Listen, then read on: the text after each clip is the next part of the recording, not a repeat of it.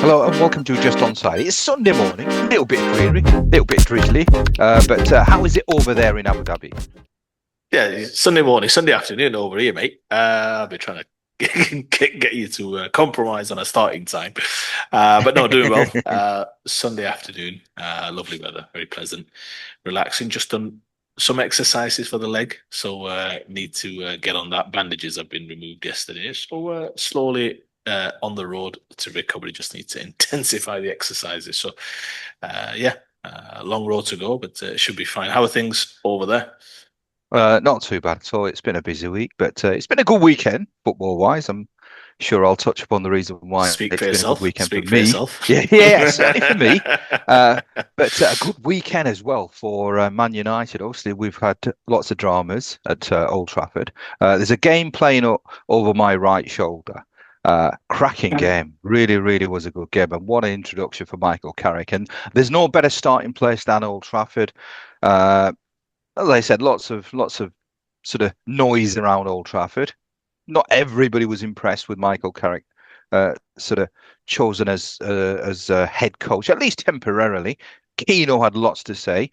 I mean, in fact, I had to actually switch off. I was watching the sort of pre-show, and he was irritating me so much. And on top of that, you've got Daniel Sturridge and Mika Richards, two guys that really should not be sort of pundits, should be not on the commentary game at all. So I just couldn't take it up.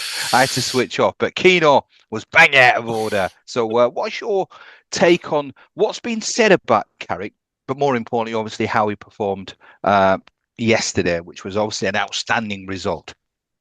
Yeah, absolutely. You're right. There's no other place to start. It was the result of the weekend, wasn't it? And you're right. Let's start off with the appointment of Michael Carrick. I think in the end it boiled down to himself and Ole Gunnar Solskjaer. I'm not sure why they opted for Carrick. We're not we don't know the inner details. I imagine there was a part of it that Ole's had a go, and maybe that had been seen as a bit of a step backwards. Look, you're right. Roy Keane had a lot to say on the overlap as well as yesterday. Um, I thought it was a bit unprofessional, actually, what he said on the overlap, especially given that he spoke about significant others and what have you. I think that's a bit below the belt, in my opinion. Look, we know what his gripe is. His gripe is that Manchester United run themselves as a bit of an all boys club, in terms of worshipping at the altar of Ferguson. That was one of his issues, about how he's been hanging around like a bad smell, I think was his phrase. Fletcher spoke about it, that one of the first things they did was speak to Ferguson before taking the role, and then now obviously Michael Carrick, who was signed by Ferguson as well. And Ferguson obviously was in the stand next to Vidic, very pleased with the performance. So yeah, I thought Keane was. I think he went over the top, and I think he was wrong in the end of how he went about it. Look, Michael Carrick, a dignified soul. He's had a stint, obviously, at I believe it was Middlesbrough. Didn't quite pan out. They're flying high, didn't they? I think they got a big win over the weekend as well, away from home. So look, in the end, Manchester United probably have their eye on a certain appointment who's probably not available now. Keane yesterday was arguing, well, we should be, Manchester United should be good enough and smart enough to go get the manager. Well, they've done that with Amorim in terms of paying what they needed to pay, and that's not worked out. Maybe the manager that they want is simply just not available right now. Maybe he's of the ilk of a Luis Enrique or Thomas Tuchel or what have you. So I can understand from a United perspective, they're probably thinking, let's just get through the season, push as much as we can, and then we'll make the appointment as best we can. So I think in terms of the appointment of Europe, I understand it. It's the middle of the season.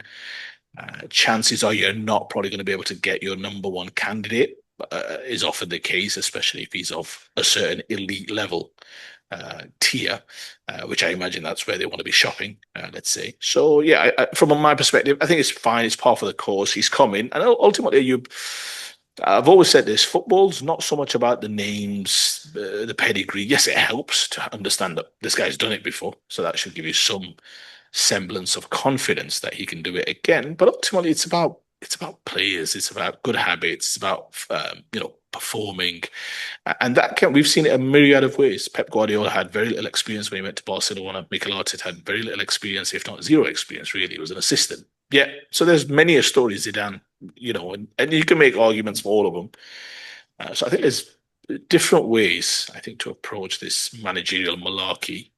So that's firstly on the appointment itself. On the game, are you? best performance of the season, without a shadow of a doubt. Not even close in terms of, I can't even think about another one.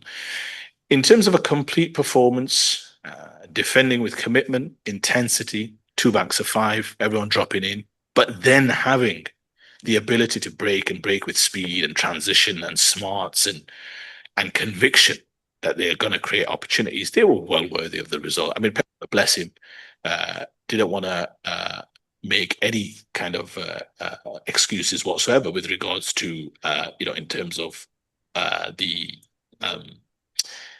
challenge from Dollar to Doku. I think he saw that they were second best throughout. So I thought it was a wonderful performance from Manchester United. Really top performance. If they can play like that for the rest of the season, they'll finish Champions League. There's no doubt in that. I'm saying, and I'm simply talking about from the perspective of a complete performance. It wasn't as though they were riding their luck. Yes, they had to defend resolutely, but it wasn't as though Lemons was getting peppered left and right. I can't think of too many saves he had to make. There was that corner situation with Elaine, which kind of got cleared by Dillot and the goalkeeper combined. But again, it wasn't the Alamo. It wasn't, what you never expected. So I thought it was a wonderful performance. Big shout out to Maguire. I thought it was wonderful. He's been really good when he's been called upon this season. Committed, strong, winning duels, bringing the ball out, fighting with Haaland on the halfway line to really win those first balls. But just United, they had a bit about them, didn't they, in terms of the forward line? I mean, have you ever seen so many disallowed goals? Have you seen so many attempts to break the offside line? And it shows United had a real confidence of how to hurt City, which was deeper runs, vertical runs, take some chances, try and get the ball in behind. There's been a lot of talk about Gary Neville, DNA, and all the rest of it. And I understood his point. I think I can understand where the spirit of where he's coming from. But that was a Manchester United performance, defending well, defending with numbers. You're always going to make it difficult for teams to break you down if you're going to defend well in numbers, but then have the ability with Diallo and with others to get back. Just bear with me 1 second. So yeah, it was just. So I thought it was just a wonderful performance in terms of just the overall connectivity of the team. They looked super threatening on the in possession going forward. They only had about 32% possession. I checked the statistics. It felt more. It definitely felt like they were the more threatening team. They had a great XG than City, well beaten City. I'll let you speak about City a little bit more. But from a United perspective, I'm a fan.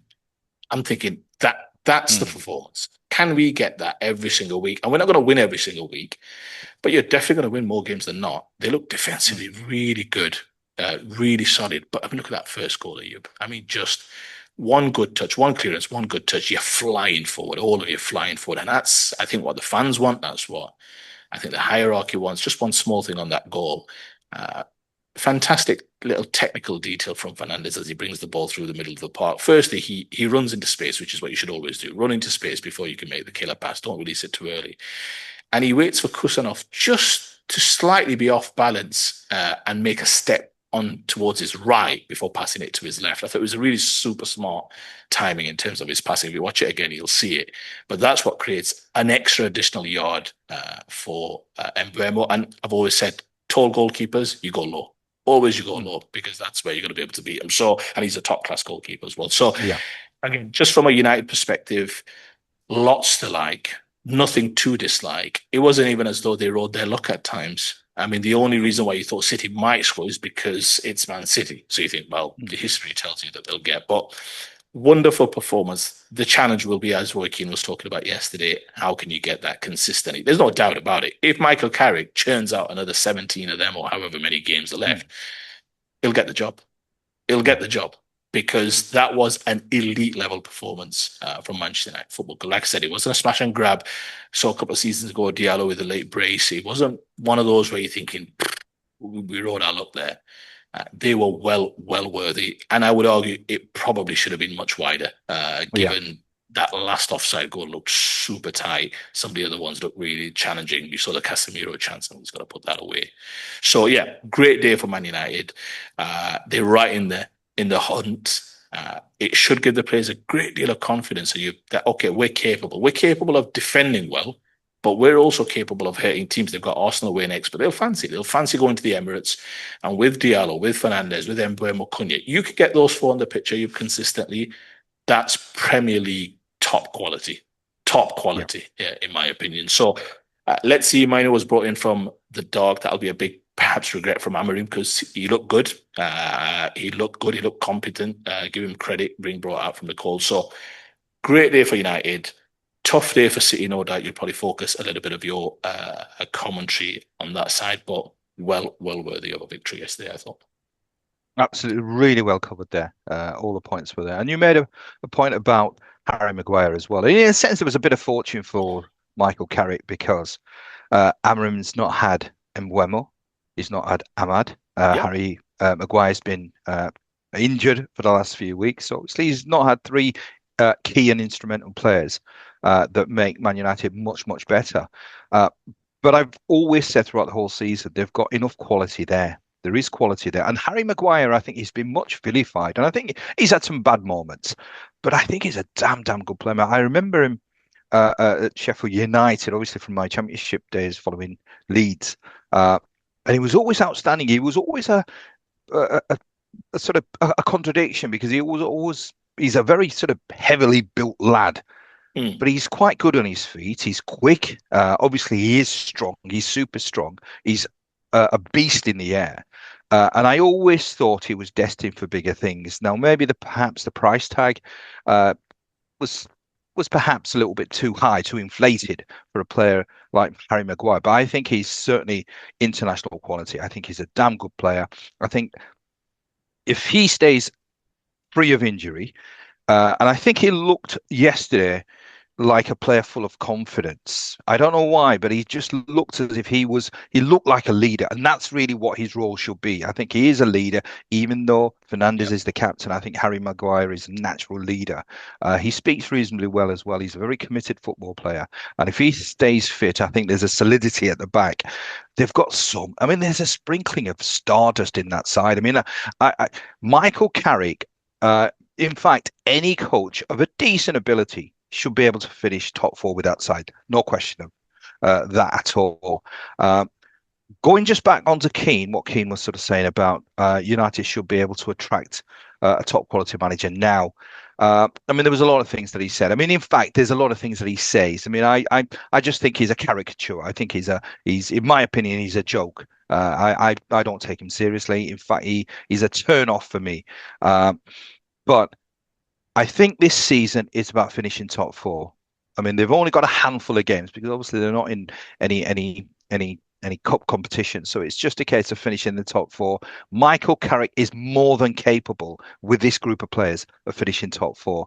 Once you get to that stage, then you reconsider. I don't think next season Michael Carrick, irrespective of what happens, should be the coach of Man United. I think there was a lot of frailties at Middlesbrough that he showed. So I think long term he's not the right man for But the job. what if you see performances like the ones you saw yesterday for the next 3 months? I think that performance, Amarin's got some decent performances as well, but they were sporadic. They'd have a couple of good performances and they'd revert back to normal. But and I think that was it as comprehensive as yesterday's? No. But there's various factors that you can sort of attribute to performance yesterday. You obviously had the big guns back, well, at least some of the big guns back.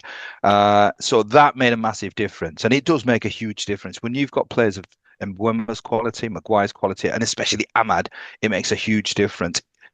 Add that to the mix with you've got Casemiro, who's been a revelation. I really think he's been a revelation this season. Fernandes is world class. So there's enough quality there.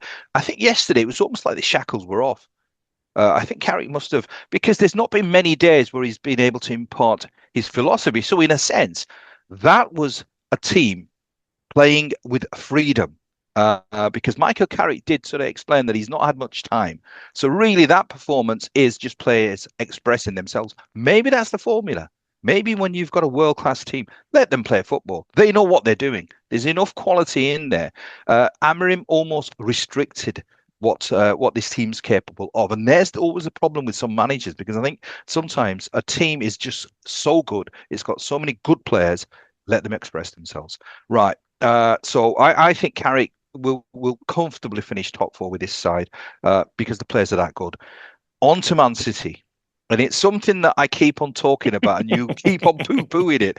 But I think I'm absolutely right. I think Guardiola is one of the most overrated coaches. And again, yesterday, you think about the context. You've got Michael Carrick, his first game in charge, or back in charge. Um, a club that is in some state of flux. So there's lots of things going against Man United. He's just bought Semenyo, 65 million. So he's strengthened an already decent side. They fluffed their lines again.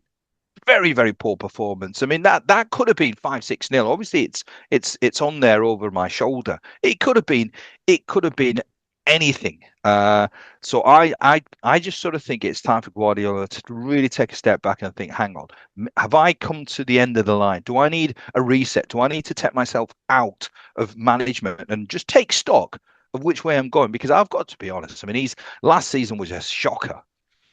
This season is no different. Now you can turn around and say the second, uh, but when you look at the caliber of players that he should be toe to toe with Arsenal in terms of the point difference. Uh, it's just I think he'll definitely not be the Man City coach next season. Some would argue, myself included, that really he shouldn't be the coach in the coming weeks. So certainly that's my position on Man City. I think this club is just stagnated. It's regressing. It's regressing sort of quite an alarming rate. It's only because they've got so many good players, and you've obviously got the icing on the cake in terms of Haaland. That's the reason why they're thereabouts. Not because of Guardiola, because of the caliber of player they've got, especially with Haaland. Yeah, look, there's no doubt we're approaching the end game with Guardiola. That much we accept. One of the downsides of being in the UAE is that you've got to watch games on beIN Sports, which means putting up with Andy Gray and Richard Keys. But anyway, you can't have everything in life. And Richard Keys was making the point, as he often does, unfortunately, quite insensitive comments about Gabby Logan's father passing away last week. But yeah, he was making the point that he's heard that Guardiola might not be Man City coach in the next week. Which I find just utterly bizarre. I mean, look, Pep Guardiola, he's smart. He knows that this team is not one of his teams of old in terms of the standards that they've been hitting, but there's no doubt he's going to see this through at least until the end of the season. And Man City are not going to remove him, so he'd have to walk. So he's bought Semenyo in January. They've bought Gahey, or about to buy Gahey, much to the chagrin of Glasner in his interview yesterday. But that tells you that they're a team that believes they can win the title. Now, no doubt yesterday was a huge setback. They'd have seen that as an opportunity to win and win well. Every pundit that I was following said City will win relatively handsomely. Listen, I'm with you, but he's not the most overrated coach of all time. He's one of the greatest coaches of all time. So that's where we perhaps differ. But do I think, and this is where I actually come back to about the Carrick thing. The reason why I'm not saying I disagree with you, but I think at times a managerial appointment has to be one where you have to understand what is it that the club needs at this juncture. So with Ruben Amorim, he's playing 3-4-3. It's a structure that's can be sound, but it gives you, let's say, freedom of expression on the pitch is a little bit restricted, right? Because it's more based on the system and what have you. So United have taken the approach, at least for the interim, that what we need right now is somebody who understands the Manchester United way. Now, Carrick does. He's played there for a number of years, won the biggest trophies. So you said, okay, fine, he's just letting them play. I don't think it's as simple as that. Again, what I saw was a team that was committed to defending. And I always want to see that in my teams. Football's hard. Premier League is hard. Playing the best team should be difficult. Winning Premier League titles should be difficult. And I want my teams to suffer to win games. And United yesterday said, we're willing to do the dirty stuff. We're not just going to be gung-ho, go for it, you play, we play, we'll play at your own game. They've done that to City before and they've got tongued. So what they did yesterday was do what any respectable, decent footballing team should be about, which is we're going to be hard to beat, but we're going to cause you an awful lot of issues offensively as well. And that's what it was. For me, it was a complete performance from Man United. What this City, is it a new voice? Perhaps. There's a lot of players. He's churned out a lot of teams. Maybe he's also getting tired of his own voice. I mean, it's a long time to be at one place, and you've got to not just lift the players in terms of objectives, goals.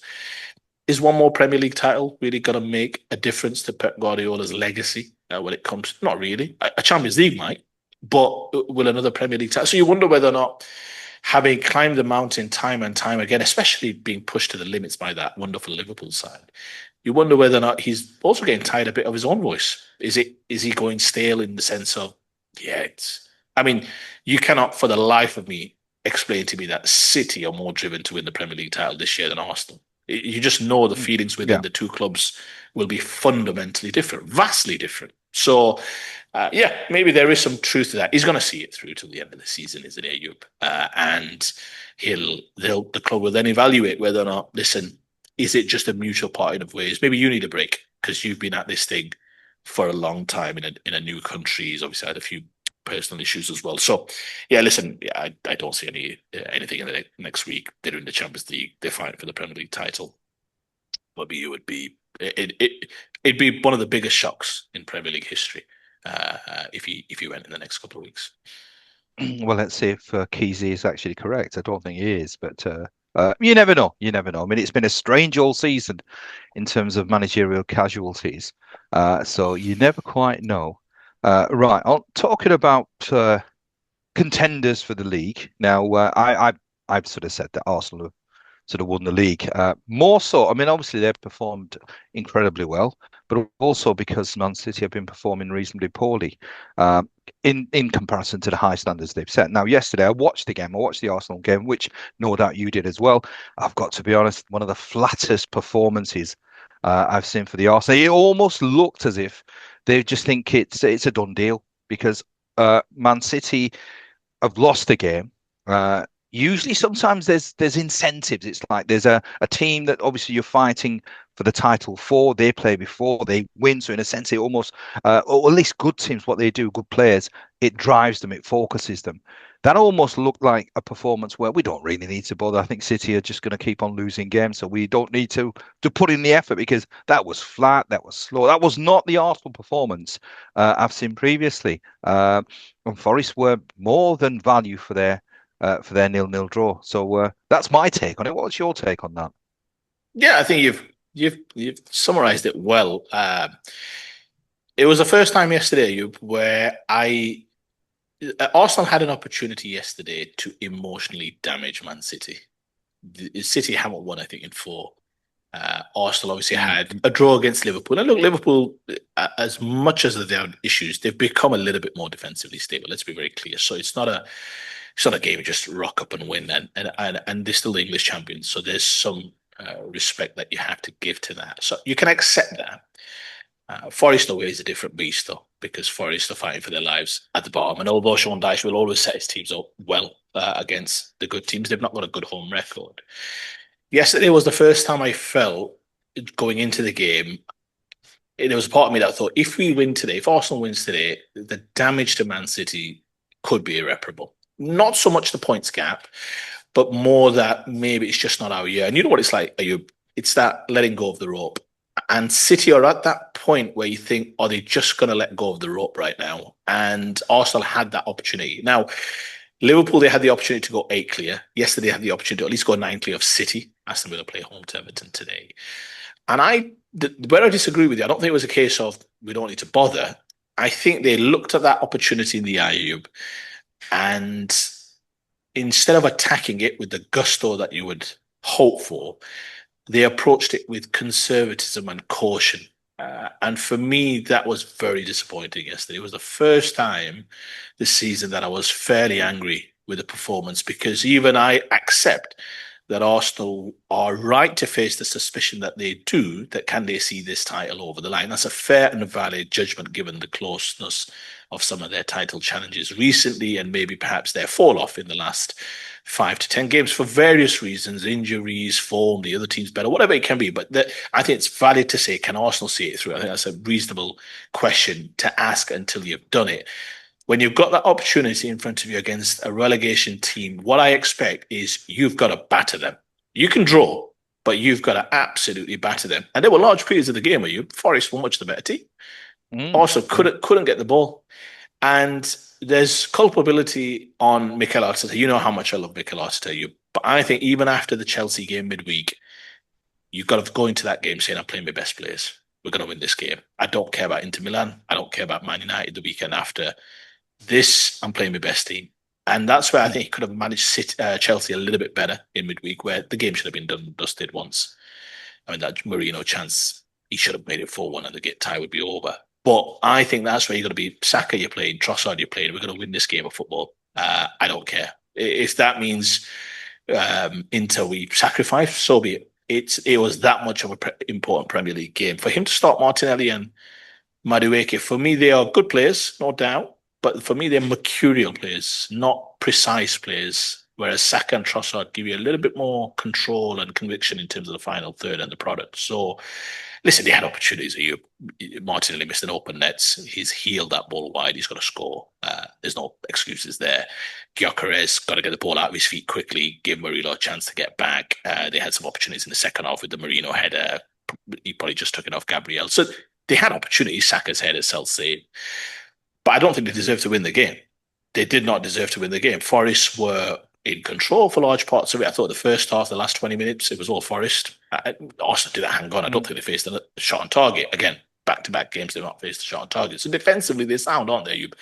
Mm. I just think that Arsenal rely on that too much. They know that, look, we're so good defensively that we can play for the margins. We can play for a set piece. We can play for one or two open play opportunities. We just need to be efficient with one of those. And I think yesterday was not a game for that. The other tactical mistake I thought he made was he played Timber Central pretty much throughout the entire Mm. game, which I thought, again, change it up 20 minutes. Just let him play conventional left back. Just start spreading the pitch out so that Forest can't clog the middle of the park. So when things are not working, I just was expecting Arteta just to change it up a little bit. I mean, he's made Trossard at half time. He brought on Saka, Jesus later on. For me, he's still got a few too many, I'm going to say it to you, soft players. I don't think Jesus is a killer. I don't think Mm. Martinelli's a killer. And if you want to win the biggest trophies of you now, you need killers across the board. I think they have that in goal. I think they have that in the backline positions. All of those players in the back line will be representing their teams at the World Cup and in first 11s. Timber, Gabriel, Saliba, and when Calafiore comes back. So there's no issues. I think Raya might have a challenge on his hands, but universally recognised as one of the best goalkeepers in the world. Declan Mm. Rice is going to play for England. So and Zubimendi most likely going to play for Spain, isn't he? So from a personal perspective, the first thirds, let's say first two thirds, they're as good as they can be. Caution, conservatism. That's normally how they play, very passive, very risk averse, and that's what's costing them. I just think in the forward lines, Arteta got it wrong yesterday. He should have seen that as an opportunity. Even if he'd picked the team the day before, I would have changed it. I would have been like, no, listen, we're making a last minute change because this is it. And I think he wants to show faith in his squad, which I respect and admire. I think you have to do that because you lose players otherwise. I think if you keep playing the same team, you're saying to the second 11, I don't trust you. I don't think you're good enough. And then when you have to bring them in from the cold, inevitably because of an injury, player can't perform. I think it's what you're seeing a little bit with Curtis Jones yesterday. I was thinking it's probably because he thinks now I've got the confidence of the manager that he's starting to play much better. So I just think overall, in a nutshell, yesterday, the anger for me was I saw a team that was, I'm not going to call them weak because I think that's probably stretching a little bit, that's reaching a little bit. But I saw a team that knew what the prize was yesterday and was still a little bit worried about what they could lose as opposed to just grabbing it. And I think that's what they missed yesterday. Too much caution, not enough risk, too much playing with the margins, which meant that they fell on the wrong side. I thought they were the better team overall, don't get me wrong, but Mm. still not enough to win the game. There's a gap of first to 17th or I don't know, however many points that is. It wasn't that on the pitch yesterday. So, Mm. yeah, disappointing. A little bit of anger just because I think people think it's done and dusted. You think it's done and dusted just very Yeah. quickly. I don't. And the reason I don't is because I think you've got to deliver a knockout blow. I don't think Arsenal are equipped in the sense of if they're one clear with 2 games to go, 3 games to go, or even one behind, which is still okay. I mean, last game of the season, for example, is Man City Villa. So, who knows what could happen. But I don't think Arsenal, given where they've been this season, where City are this season, and Villa, as good as they are, and they're a good team, I expect them to win Mm. today. Arsenal can't be thinking we're going to get gazumped by Villa. Like, the year that Liverpool are not there, City are not, and Mm. suddenly Villa come. So I think the damage would be significant. There's absolutely no doubt about it. But I think when you've got those opportunities, and you are clearly, for me, the best team in the league, which I think we would all accept, you need to you need to hand out a few knockout blows from time to time to give the opposition not a sniff. City should have gone home thinking, and they will have gone home thinking yesterday at lunchtime or when the game finished at 3 p.m. local time. They should have been thinking, Arsenal they're gonna murder Forest. So we're on a sticky wicket here. For Arsenal to then fluff their lines, and deservedly so, will just make City think there's still nervousness in that Arsenal ranks. So we've just got to keep it close. I think they've got Wolves at home next. They'll win that. So they've got to think, well, they've got United, and that's a resurgent United. Arsenal haven't scored for a couple of Premier League games. No doubt Arsenal are going to be nervous going into that game because they've not scored for a couple of games, and they're going for a title. So I just think opportunity was there to deal an emotional body blow to Man City, and Arsenal fluffed their lines. And it was the first time I kind of questioned. If you remember, they've lost to Villa. I was relatively calm. They drew at Liverpool. I said, take it. They weren't that great. Many a time I've been quite calm and composed. They're still there. They're still the best team. Yesterday was a worrying sign for me. Too much caution, way too much caution against a team that's massively inferior. So work to do. I think Arteta acknowledged that after the game as well. I don't want to talk too much about the penalty incident. I don't think it's worthy for us to consider that. Arsenal just weren't good enough yesterday, and they will have to deal with the pressure that comes. And it should be like that because, like I said, Premier League titles, it should be difficult to win. I mean, I see it completely different. I didn't think that was a nervous performance, but it's all about, I suppose, it's sort of the lens that you sort of look at things. I just thought it was very much a reflection of the result earlier. As I said, I mean, I think this team has proven many times this season when they're challenged, they deliver. I mean, they've played some big games this season already now, and in those big games, they've shown a tremendous amount of character and desire and hunger. I just thought yesterday's performance was flat. That team was good enough. I mean, I disagree on the point that you were making in terms of the starting lineup. I think that was more than strong enough, that lineup, to have dealt with a very sort of ordinary Nottingham Forest side, albeit they're at home and they are a slightly different animal at home, but they are where they are for a reason. Yeah. But it just looked as if they just weren't sharp. It was, as I said, it was almost on the back of that City result where they thought, well, we don't really need to put in a shift. We're good enough. We've got quality. We'll have an opportunity. We'll score. Why Buster got? It's a long season. There's a lot of competitions that we're involved in, and it just seemed that sort of mindset rather than a little bit nervous. I didn't see any nerves at all. As I said, I just thought that they thought it was going to be a foregone conclusion. They don't need to really break sweat against a Forest side that is struggling, and in the end, they were caught off guard because I think the Premier League, virtually every single team, you've got to at least respect the opposition, earn the right to win the game. I don't think they did that. But I certainly, if I was an Arsenal fan, I won't be worried. I'd just be hoping that they probably show more attitude, and that's all it was. As I said, it never in my sort of mind looked as if it was to do with nerves. I mean, certainly that's my sort of position on that. Yeah, I mean, look, we can see it differently. I think it was a little bit. I think they saw what the opportunity represented, and I think they approached it with. Listen, first off, first 20, they probably should have scored. They're probably good enough to get a goal. They started really well, and I thought, yeah, it looked offensively strong. But again, as the game wore on, give Forest credit. They wrestled control back of the game, and I thought for large parts of the game, Arsenal couldn't get the ball. Lost a lot of Mm. duels, a lot of second balls. And listen, this team's given a lot. Needs to give a lot more because now we're getting to the business end of the season where the games are important, coming thick and fast. They'll need their full squad. I respect that, but again, for me, there's opportunity. Liverpool, I didn't see it like that because I know what Liverpool represent. I thought tough game. I think United is going to be a very tough game. I mean, you can't tell me that United yesterday that turned up, Arsenal should just deal with it. No way. That's a Mm. proper team. Now, if United Yeah. perform like that, Arsenal will need to be on their A plus game, and they're not quite on their Absolutely. A plus game. And you know there's going to be a bit of nervousness at home. It's going to be like, two draws. United playing a little bit with house money. Let's be very clear. So they'll play with a certain level of freedom. Arsenal haven't scored. Question marks on the striker. Question marks on the wings. Question marks about that final third. Who is Mikel Arteta going to start trusting down the stretch as the games come thick and fast? So yeah, listen, disappointing result. Uh, if they had got 9 clear of City, I would have just found it a bit difficult, given it's this Man City, to see Man City like just going on a run. I mean, they would have dropped points, Arsenal would have dropped points, but that's 9 points worth of difference that Yeah. you have to claw back. Chances are, maybe, who knows, if Arsenal, let's say 4 or 5 clear going into the Man City game, maybe Arsenal just win that game because they're able to play with a bit more freedom and what have you. Listen, in some ways, I'm glad Arsenal are getting tested. It should be tough. It should be difficult. You should have to win at grounds. Maybe they go when it comes to Man City and they're like, we need a result here because if we lose, we got maybe it needs that type of pressure to light a fire. So they're in poor position. I think Villa will beat Everton today, so you've got to respect that.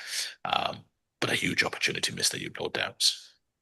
All right, okay. In the long run, I don't think it'll matter, but we'll wait and see. Right. I just want to sort of talk about a few things now. It's been a dramatic season. It really has been. I mean, Mm. I've, as a football fan, uh, I'm quite sort of excited by all the developments and sometimes even sort of adversity. So sort of problems happening at a football club. For a football fan, there's talking points. The one of the subjects that obviously is sort of regularly reared its head is Arne Slot at Liverpool. I mean, this is a coach that won the league last season. This season, it's not happening at all. I mean, the fans. I mean, obviously, I know and you know a lot of Liverpool fans, uh, and I wouldn't. I think a few weeks ago I would have sort of said it's mixed opinions. I think it's very much now towards they're not happy with Slot. A lot of the fans that I speak to, I communicate with, they want Slot out. This club is not progressing. A bit sort of what I said with Man City. There's a regression. It's going backwards almost. And again, yesterday was that epitomised the the malaise of this football club. A game that they should have won comfortably. It's at Anfield. Uh, very very disappointing, and the fans they're losing it. They're going nuts. What's your thoughts on Slot? And should he again be fearing for his job? I do accept that it's a talking point. I spent the whole day yesterday with one of my good friends who's a Liverpool supporter. We went to Dubai and back for my hospital appointment to remove the bandages and what have you. And I spoke to him and I asked him, I said, what will it take? Where do you stand on a Slot? Would you move on? What do you think will decide whether or not Liverpool move on from him? And he said it depends how he ends the season. So I said, well, in terms of results or in terms of Champions League qualification, he said, I think just performances. He's got to show that he's getting the tune out of the players. He's ending the season on a positive note. Now, I don't think Liverpool are the kind of club. I know different ownership, different structures. I don't want to speak about that, but I don't think they're a club, and I don't want them to be the type of club where it's just first sign of trouble, you're out. I think winning and winning at one of the most iconic football clubs in the world should mean something, and he's done that in slightly challenging circumstances. Now, some may argue our Klopp left him a good squad, but a good squad still needs managing. Let's be very clear. You've won the Premier League title in your first season, and he's a young coach. And I just think where Liverpool, the single, if you ask me what's the single biggest issue that Liverpool have, is that all of a sudden they are facing a myriad of issues. And I think when you're doing that, you've got different leadership group, uh, different manager, so it's a different structure. The club's been through an incredibly emotional summer. If you count the ways at you, they've got a lot of issues to address all of a sudden, and that can create a disturbance, that can create some disruption. I can count the ways. They've got a striker, unfortunately, who passed away in the summer in very tragic circumstances. That's going to leave an indelible mark on the football club without a shadow of a doubt, not just on the playing staff, coaching staff, personnel at the club. It's just always there, isn't it? They've then obviously bought two strikers for a lot of money, one of whom couldn't quite get fit enough and then obviously fractured his leg. So that's been a bit of a challenge with words. Obviously, they've had to settle in, and you're starting to see the best of him Yeah. right now. Mo Salah, big player, big ego. They didn't want to renew him. They then renewed him on the back of some seriously incredible numbers in the summer. But then that's reared its ugly head this season, which it inevitably was going to. Champion players on the back nine of their football careers. We've seen it time and time again. So you've got that issue. So as you're trying to usher in a new era, you've got to kind of usher out the old era, and you're doing that with a new leadership, with a new manager. Then you've got multiple players who are really struggling right now for form. Ibrahim Kanate, McAllister, just to name a few. You then had to sell Diaz because he wanted to leave. You didn't want to lose him. It was one of your better footballers. So suddenly you've got an absence of wingers. So I just think they've got all of a sudden a number of issues. The fullbacks don't look strong enough. Now, don't get me wrong, Frimpong was really good yesterday. And I think it's fine home to Burnley to have him marauding on that right hand side. But what Liverpool will be questioning is, okay, but can we win with Frimpong at right back? Can we win the Premier League title? That's the question. Kirk is much improved, no doubt. But the question will be there, oof, yeah, home to Burnley's fine. Well, wasn't fine in the end, as we saw. But you can play those type of players in that game. But what about a 38-game stretch for a Premier League title tilt? That'll be the question. So all of a sudden, they've got a number of issues. For a football club like Liverpool, Ayub, to have two fit centre backs for the whole season, I mean, it's poor, isn't it, planning? I mean, they're not willing to spend the 20 million on Gay. He's going City. They were in the front. They were in the poor position for him. It seemed poor position for Semenyo, and Semenyo started really well at Man City.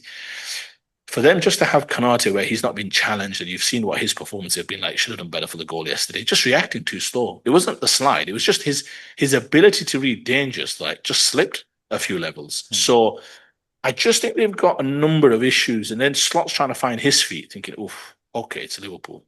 I'm not doing this at Feyenoord or whatever, or the rest of it." So that's the issue that they've got. How do they navigate probably 7 to 8 hugely important decisions for the direction of this football club? And then the leadership group's probably thinking, "Well, we've got to take a decision on the coach. Is he the right coach for us to take those decisions with?" So that makes so many difficult conversations internally, because you're trying to plan for next season, but you're thinking, will the fans turn on him completely, where we might have to make a change? So you've got that going on. Alonso's obviously back on the market. Don't know where it would stand with regards to him. I don't think it's on their radar right now. But you've heard some of the new noise on the talk shows and all the rest of it. So I just think they're ushering out an old era. They're trying to usher in a new era centered around young players. They've got to get a top class defensive midfield. They've got to get a top class winger. There's a couple of areas that they have to address. So yeah, they're in trouble. Yesterday was just symptomatic. Started off really well, lots of touches, lots of movement, lots of give and goes. You thought they're just going to overwhelm Burnley. But you know as well as I do, you stay in games against Liverpool, you'll get opportunities. And Burnley got opportunities, passive football, got the finish. Listen, maybe should do better from that angle. He's a top class keeper. So from that angle, you'd expect him to do a little bit better. But and then Liverpool pour it on, but you're thinking, and maybe they were worthy of the win in the end, no doubt. But the confidence is not there. Anfield feels different. Clubs coming there thinking we can get results, and that's half the battle. So for me, yeah, they've got challenges here, and those don't seem to be going away anytime soon. Salah's going to be coming back, so that'll change the makeup of their team, especially if he gets integrated back into the first 11. I think there's question marks, and I think those question marks will be there. I mean, they're still, I think, fourth, which is maybe testament to where the league is, at least in that middle area. But there's no doubt, as Gerard, I think, articulated on TNT Sports covering the Arsenal game, he said, look, yeah, home to Burnley, draw, unacceptable. There's no two ways about it. And I agree with him. I think home to Leeds, you don't get the win there. Home to Sunderland, you don't get the win there. Home to Burnley, you don't get the win there. 3 home games against... And listen, Leeds are in a good space right now. We'll talk about them later, but you've got to pick up wins there. At home. So yeah, listen, many question marks. Where do you stand in it? Do you think he gets through to the summer, which I think he does? I don't think there's anything happening immediately, but do you think now there is there is going to be an evaluation of where Liverpool go in the summer, and especially if that's with Arne Slot at the helm?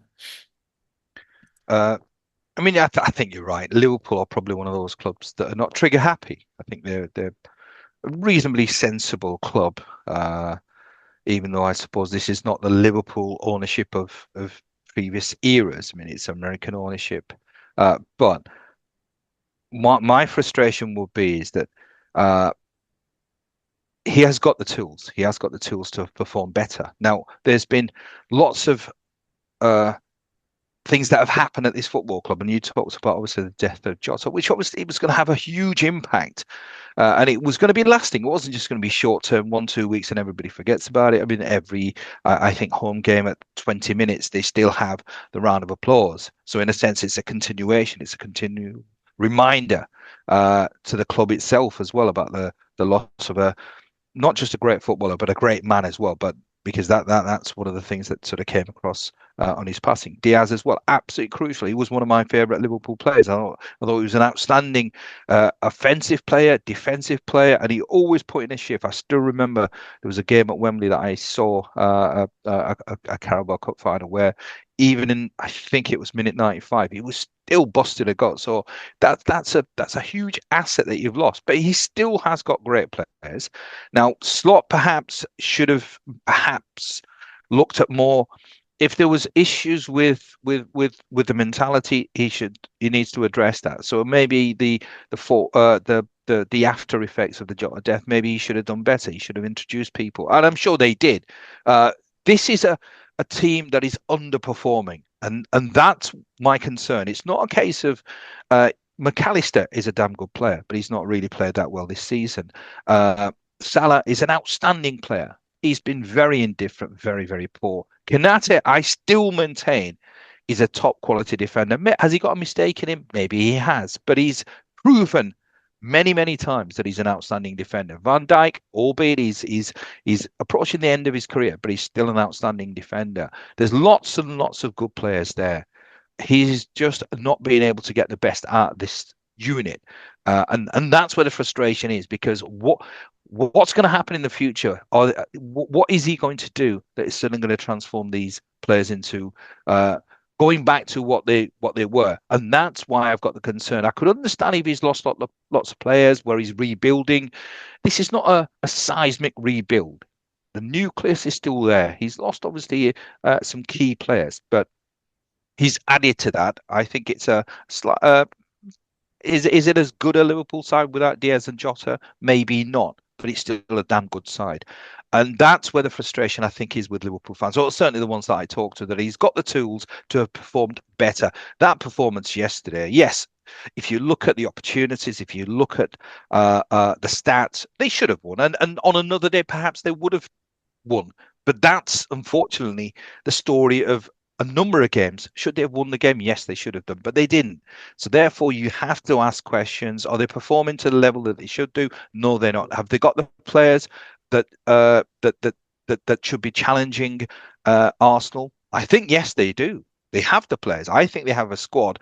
Maybe to win the title again this year, maybe it would have been perhaps a tough ask, but certainly they should have been challenging. They shouldn't be in the position that they're in. So I think there's a lot of questions against Slot, and I mean Liverpool won, but I would certainly be considering that maybe Slot perhaps isn't the right man for the job, especially after winning the league last season, because in a sense that should have given him a tremendous amount of confidence. He's obviously got lots of credit in the bank. I think he's used up all his credit now, certainly if you ask me. Yeah, I think. Listen, I agree. The players are underperforming. They're a very passive bunch, especially in the middle of the park. They're nice players, and I don't think what Liverpool need, especially in the middle of the park, they need a bit more bite. They need to break up some of these attacks. I mean, Burnley were just knocking it around them at times in the second half, which are just again too passive. You've got to be in the faces, winning duels, winning the balls, second balls. It's Liverpool went to sleep for that period where Burnley got the goal. They just went to sleep thinking this is all a bit easy, to be honest with you. And then they obviously ratcheted it up in the last 20. But you're giving yourself. I mean, if you're going into the last 20 needing a goal, there's pressure, there's nervousness in the stadium. It's not inevitable like the good old days when you've got Mane, Firmino, Salah. You've got obviously in recent times Luis Diaz, like Jota, who was wonderful in terms of gaining.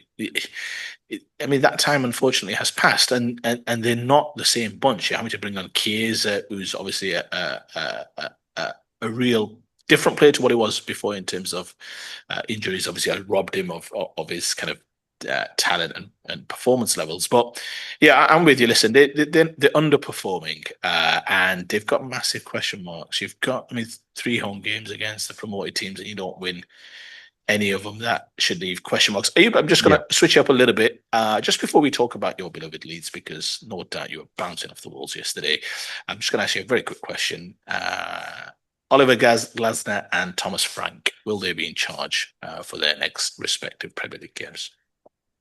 That's a very, very good question. I'd be astonished. It almost sort of reminds me of, I mean, especially Oliver Glasner. What he's come out with comments, and the last coach that spoke against the club sort of was sent packing quite quickly. So I think Oliver Glasner almost sort of used that as a blueprint, thinking, "Yeah, I've had enough. Uh, I'll take a page out of Amarin's textbook, slag off the club. They'll sort of boot me out. They'll give me a few quid, and I'll be ready because his stock is very, very high. So he's in a really good position. So I'd be quite surprised. I'd be quite surprised because I think the the the unrest with both clubs is reaching fever pitch. I've got friends who are Spurs fans, and they've gone nuts. They've gone absolutely nuts. So I'd be absolutely amazed. I'm surprised with Frank. I mean, when we talked about replacing Big Ange, I was sort of obviously sort of uh, talking very highly of Thomas Frank, and I think he deserved the chance. He deserved the opportunity, and it was the right choice. I thought it was a very sensible choice. But maybe there are some managers who have their ceiling, and maybe Brentford and that type of team was Frank's ceiling. Maybe this is where he's sort of punching above his weight. He's probably realised that he hasn't got the aptitude, the acumen to coach at the level or the expectations of a club at that level. And maybe perhaps he's going to have to stay in his lane, go back to slightly smaller teams.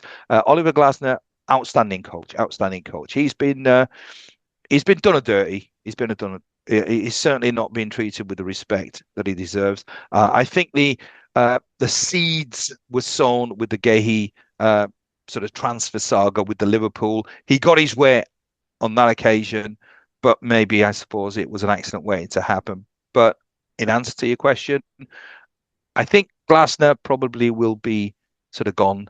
I've got a feeling that Frank's going to be going as well. Maybe not sort of immediately, but I think in the next couple of weeks he'll go because I can't see him over like sort of turning around the results. I mean, yesterday was an absolute shocker. It was a gut punch for me as well, and I'll explain to that when we start talking about Leeds and the relegation battles. Yeah, it's a fair shout. I think both managers. And listen, Glasner was a very entertaining post-game interview. Let's be very clear. I don't mind managers shooting from the hip from time to time. Adds a little bit of different flavour, let's say, to a Saturday evening. But yeah, I mean, I watched the interview, and yeah, he cut a frustrated figure, didn't he? He was an angry figure. Yeah. And I think when the reporter pushed him for who he meant when he talked about being completely abandoned, he said, "Well, it's very clear, isn't it?" So he wasn't in the mood, as they say. But Mm. no, look, you're right. He started with Eze, he started with Gahey. He's obviously leaving at the end of the year anyway. I think that was announced this week that he won't be renewing his contract. I don't have an issue with that. He's not contractually obligated, so he said, "I'm going to seek options elsewhere." So that's fair enough. Mm. And they've obviously sold Gahey the day before, and I think, look, I think the reason they didn't do this deal in the summer was because at that point you don't know where you're going to be in the relegation battle. I think it's a different dynamic now because they realise we're okay, we'll be fine, and I think that's what the clubs looked at. Liverpool probably were willing to pay 28, 30 million maybe in the summer, and now they're obviously accepting 20 million. But maybe Palace, and I thought this at the time, said, yeah, but if we stay in the Premier League, happy to take a 10 million loss or whatever it is. So I think that's how Palace have played it. Glasner's leaving, obviously Gay's leaving, Eze's leaving, Eze's left, I should say. Adam Wharton, you think, would leave in the summer. Mateta's going to leave perhaps this month. Palace could look very different next season in terms of how Yeah, we hold them in terms of that regard and standing. They could be early, maybe not favourites, but potentially fighting relegation next season, depending on who they get in and as manager and who they replace some of the talent that's going to be missing. Because he's an England international, so he's a proper player. So yeah, yeah, I think Glasner. I wonder whether calmer minds might just prevail and say, look, fair enough, window's still open. Maybe they can still do some business for him and for the club moving forward. No doubt the ownership group won't like it. But I think they might just look at it and say, look, we can't be seen to be too scattered, too kind of quick with the trigger, let's say. Frank's in trouble. Life is often about timing and fortune. You know this. And he's been a bit unlucky with some of the players he's not had available to him. Obviously, he's lost Son in terms of a massive stalwart at the football club. Not had Madison for the season, not had Kulusevski, and he's not had Bentancur for large periods of the season. You're going to be hurt with personnel like that missing at Spurs, especially. Solanke's had large amounts of games missing Richarlison. So I think when you're a manager who needs to prove himself to then have the opportunity to prove yourself, if you know what I mean, in that initial kind of probationary period, let's call it, he's not had the best tools. You spoke about Carrick. Suddenly, Diallo's back, Mbeumo's back, Fernandez mm, back from injury, Maguire's back. Timing's so critical when it comes to those initial games where the fan base are a bit suspicious and skeptical and thinking, oh, okay, Brentford's all very well, but this is Tottenham Hotspur, so let's see what you're about. You need everything in your favour, don't you? So I think I agree. Yesterday is just a bitter blow, and to lose in that fashion, your goalkeeper's soft. Let's be honest, we've seen it time and time again. Flapping, always complaining. Post-match interviews, referees. How about you just deal with it? Be strong and deal with mm. it. Don't want to hear any excuses. He was still remonstrating with the referees even when Frank came up to the referees, shook their hand and cracked along his way. Yet he was still having a go. I hate footballers who just look for easy way outs. I'm like, deal with it, be strong, get on with it. So, yeah, listen, I think he's in trouble. Ale will take the most patient of ownership groups to say, you know what, we'll see it through. The fan base have turned, you're right. I think they want him gone. Uh, Salt in the wound that it was Nuno who had a short stint at Spurs as well. But yeah, I think there will be difficulties. Switching it up, are you finally to a topic that you've been dying to discuss? Because no doubt yesterday you were absolutely bouncing around your home. I'm trying to just look in the background. The lights all seem to be intact and what have you. So you did hold some reserve on what have you. They say revenge is a dish best served cold. You Fulham, Craven Cottage, 94th minute, Goodmanson with one of the most bizarre own goals that you're ever likely to see.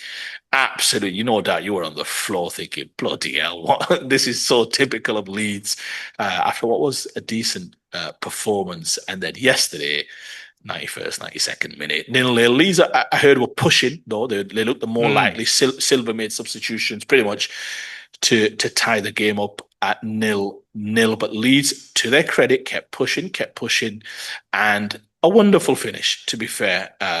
Ball going backwards for him to finish it like that, I thought was a wonderful, wonderful goal. Pandemonium, huge result. Yes, West Ham result took a little bit of the shine off it, let's be very clear, but a win is a win is a win in the Premier League. You must have been chuffed to bits.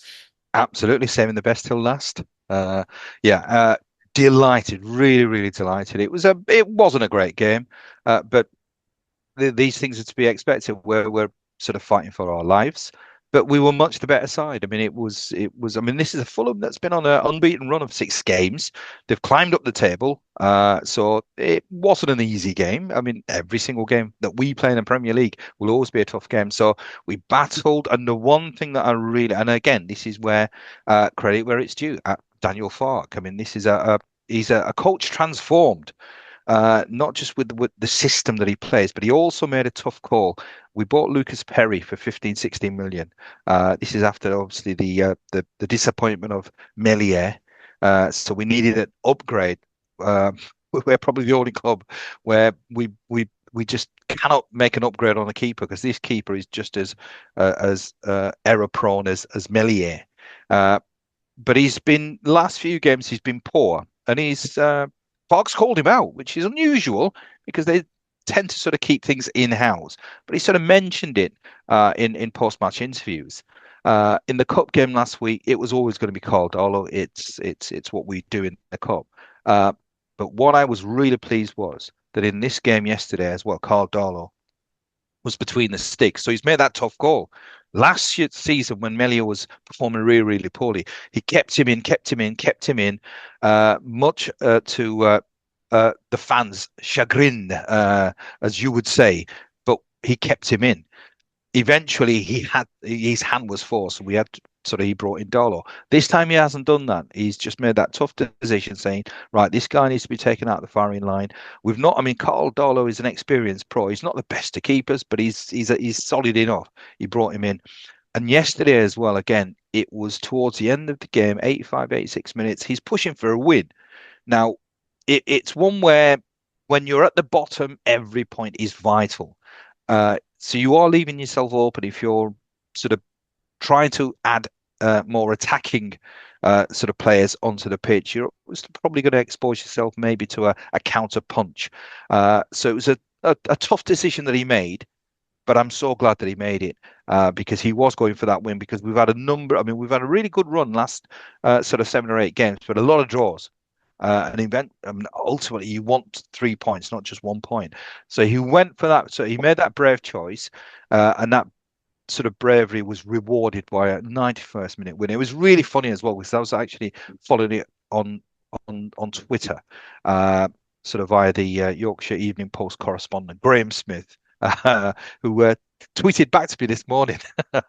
He puts an article up, but he was actually I think on 89 minutes he was sort of explaining that Falk wasn't happy with the small amount of time that was going to be added on.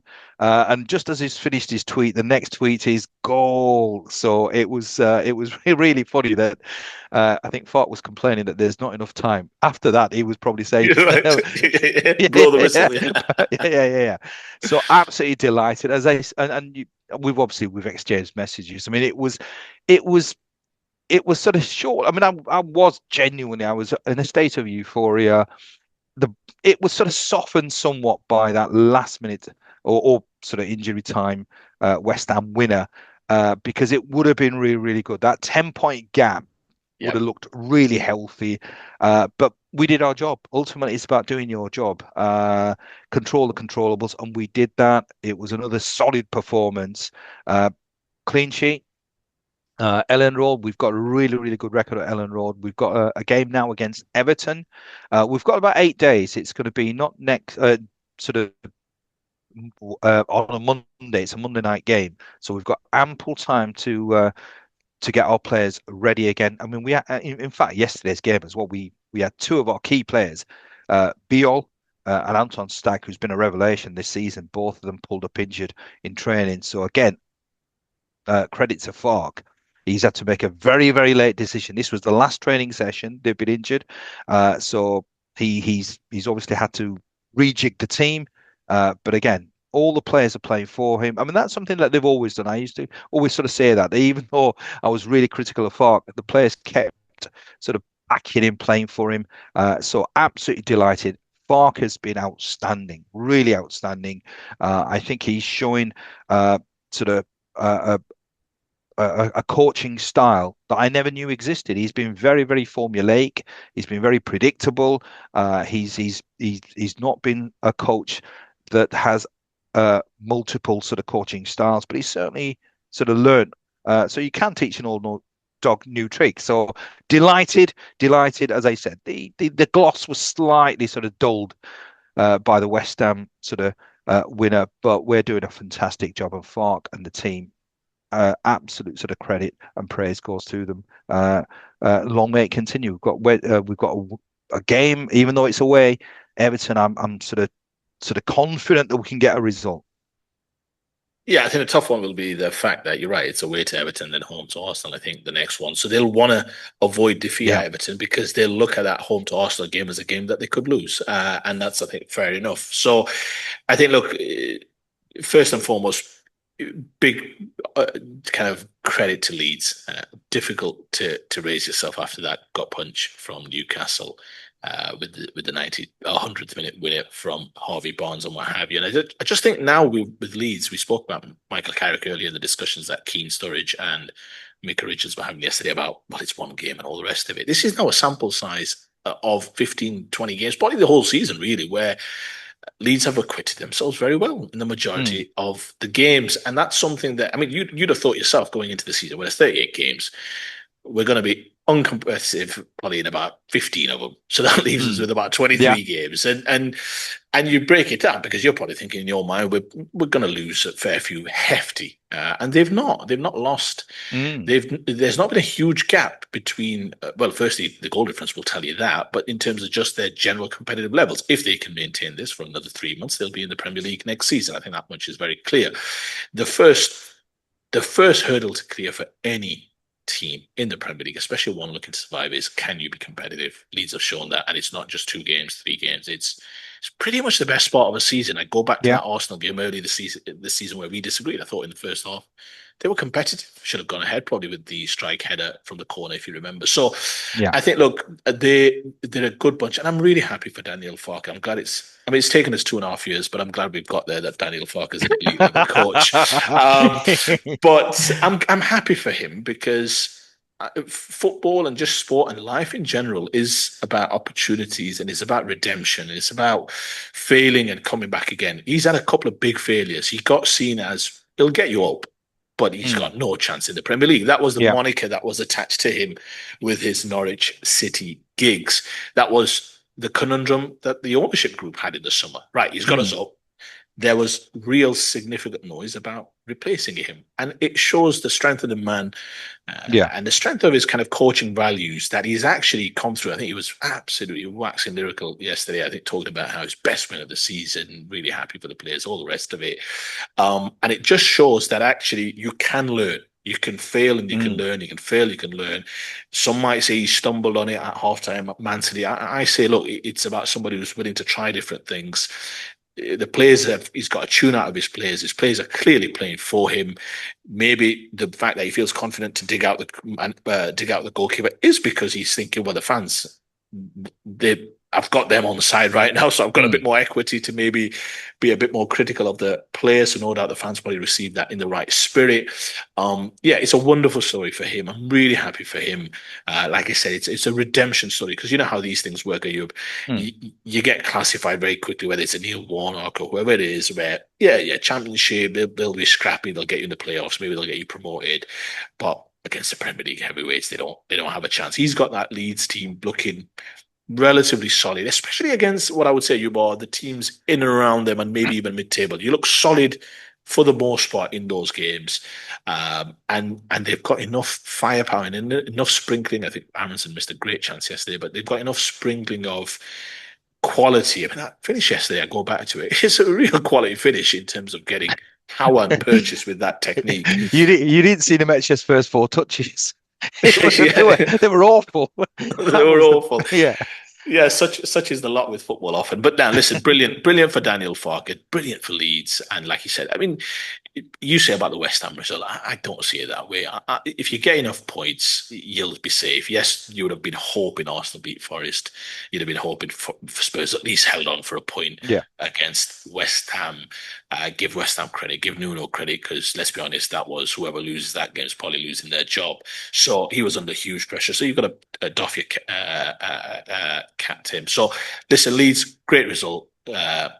And it's been a series of good results, let's be honest, and great performances. And if they keep, again, playing that way, they might still lose a few, and they will lose a few, inevitably, because they're at the bottom of the table.